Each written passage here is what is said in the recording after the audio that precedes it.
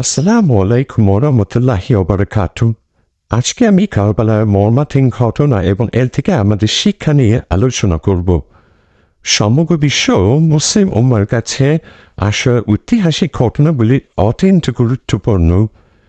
পৃথিবীর জন্মলগ্ন থেকেই আশুরা দিবসটি বিশেষ গুরুত্ব বহন করে আসছে। কারবালা প্রান্তরে মহানবী সাল্লাল্লাহু আলাইহি সাল্লামের দৌহিত্র মানে নাতি হযরত হুসাইন রাদিয়াল্লাহু আনহুর মর্মান্তিক শাহাদাত বরণ আশুরা দিবসকে আরও গুরুত্বপূর্ণ ও তাৎপর্যমণ্ডিত করেছে। কারবালার ঘটনা ইসলামের ইতিহাসে এক মর্মান্তিক কালো অধ্যায়। ৬১ হিজরির এই মর্মান্তিক শাহাদাত বরণ মুসলিম উম্মার হৃদয়কে আজও ভারাক্রান্ত করে। এই মর্মান্তিক ঘটনার সূত্রপাত হল হযরত মুআবিয়া রাদিয়াল্লাহু আনহু ২০ বছর খলিফা হিসাবে রাষ্ট্র পরিচালনার পর হিজরি ৬০ সালে ইন্তেকাল করেন। তার ইন্তেকালের পর ইয়াজিদ অবৈধভাবে রাষ্ট্রীয় ক্ষমতা দখল করে। ইয়াজিদ ছিল নিষ্ঠুর, মদ্যপ ও দুষ্টু প্রকৃতির লোক। এই কারণে তৎকালীন মুসলিম বিশ্বের অধিকাংশ মানুষ তাকে ভালোভাবে মেনে নিতে পারেনি। পক্ষান্তরে মদিনা ও কুফার জনগণ ইমাম হুসেন রাদিয়াল্লাহু খলিফা হিসেবে দেখতে চেয়েছে। এরই মধ্যে একসময় কুফার লক্ষাধিক মানুষ ইমাম হুসেন রাদিয়াল্লাহু পত্র প্রেরণ করেন। এ পথে তারা দাবি জানান সুন্নাহ পুনর্জীবিত এবং ন্যায় বিচার প্রতিষ্ঠা করতে তার দায়িত্ব গ্রহণ করা প্রয়োজন। যদিও এই সময়ে হযরত হুসেন রাদিয়াল্লাহু ইয়াজিদের অত্যাচারে অতিষ্ঠ হয়ে ইরাক থেকে চলে গিয়ে মক্কা মদিনায় অবস্থান করছিলেন। মদিনায় অবস্থানরত সাহাবীরা এবং ইমাম হুসাইনের আপনজনরা এই সময় ইমামকে কুফায় যেতে বারণ করেন, কারণ তারা আশঙ্কা করছিলেন ইয়াজিদের পক্ষ থেকে বাধা এলে ইরাকবাসী ইমাম হুসাইনের পক্ষ ত্যাগ করবেন। কুফাবাসী ডাকে সাড়া দিয়ে হযরত হুসেন রাদিয়াল্লাহু তার চাচাতো ভাই মুসলিম ইবনে আকিলকে ইরাকের সার্বিক অবস্থা পর্যবেক্ষণের জন্য পাঠান, আর বলে দেন যদি সে পরিস্থিতি অনুকূল দেখে এবং ইরাকবাসীর অন্তর সুদূর ও সুসংহত মনে হয় তাহলে যেন তার কাছে দ্রুত প্রেরণ করে।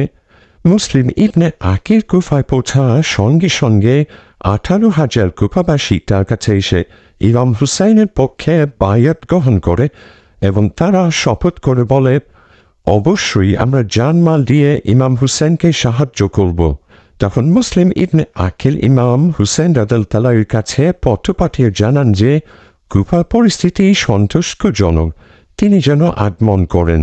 ইয়াজিদের বিরুদ্ধে কুফাবাসীর সাহায্যের প্রতিশ্রুতিতে আশ্বস্ত হয়ে হযরত হুসেন রাদিয়াল্লাহু তার পরিবারের ১৯ জন সদস্য সহ প্রায় ২০০ অনুচর নিয়ে কুফার উদ্দেশ্যে রওনা হয়।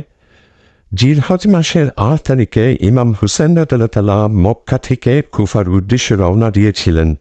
এই খবরে ইয়াজিদ উত্তেজিত হয়ে কুফার গভর্নর নুমান ইবনে বসিরা রাদিয়াল্লাহু পদচ্যুত করে উবাইদুল্লাহ ইবনে জিয়াদকে কুফার দায়িত্ব প্রদান করে। ইমাম হুসাইন রাদিয়াল্লাহু যেন কোনোভাবেই কুফায় প্রবেশ করতে না পারে সে নির্দেশ দেয় পাপিষ্ঠ ইয়াজিদ। ওবাইদুল্লাহ বিন জিয়াদ কুফায় পৌঁছে সেখানকার জনগণকে কঠোর হস্তে দমন করে এবং মুসলিম বিন আকিলকে হত্যা করে। এরপর ইমাম হুসাইন রাদিয়াল্লাহু প্রতিরোধ করতে ৪,০০০ সৈন্যের একটি বাহিনী প্রেরণ করে। পরিবার ও সঙ্গীদের নিয়ে ইমাম হুসাইন রাদিয়াল্লাহু আনহু ফোরাত নদীর তীরে কারবালার প্রান্তরে পৌঁছালে ইবনে জিয়াদের বাহিনী তাদের অবরোধ করে ফেলে এবং ফুরাত নদীতে যাতায়াতের পথ বন্ধ করে দেয়। হযরত হুসেন রাদিয়াল্লাহু এর শিবিরে পানি হাহাকার শুরু হয়ে যায়। এই সময় হযরত হুসেন রাদিয়াল্লাহু আনহু তাদের উদ্দেশ্যে প্রদত্ত ভাষণে বলেন, আমি তো যুদ্ধ করতে আসিনি, এমনকি ক্ষমতা দখল আমার উদ্দেশ্য নয়। তোমরা আমাকে ডেকেছে বলে আমি এসেছি। এখন তোমরা কুফাবাসীরাই তোমাদের বায়াত পরিত্যাগ করছো, তাহলে আমাদেরকে যেতে দাও। আমরা মদিনায় ফিরে যাই অথবা সীমান্তে কাফেরদের বিরুদ্ধে যুদ্ধ করি, অন্যথায় ইয়াজিদের কাছে গিয়ে তার সঙ্গে বোঝাপড়া করি। কিন্তু হযরত হুসেন রাদিয়াল্লাহু নিঃশর্ত আত্মসমর্পণ করতে আদেশ দেয় ইবনে জিয়াদ।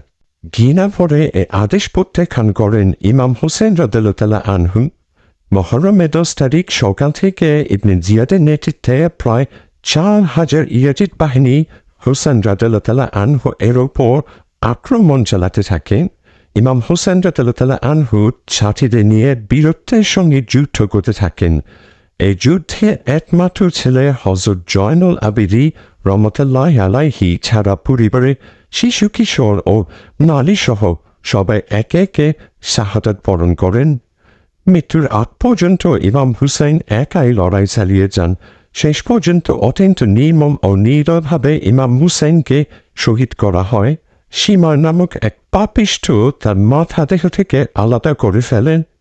শাহাদাতের পর ইমাম হুসাইন রাদিয়াল্লাহু ছিন্ন মাথা বর্ষা ফলকে বিদ্ধ করে এবং তার পরিবারের জীবিত সদস্যদের দামেস্কে ইয়াজিদের কাছে প্রেরণ করা হয়।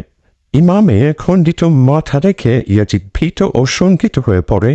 বলা বাহুল্য যে কারবালার প্রান্তরে সে অশুভ দিনে পাপিষ্ঠরা যে নির্মমতা ও নির্দয়তার পরিচয় দিয়েছে তা পাষণ্ড হৃদয়েও ব্যথা সৃষ্টি করে।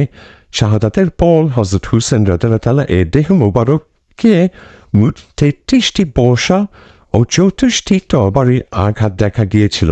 শরীরে ছিল অসংখ্য তীরের জখমের চিহ্ন।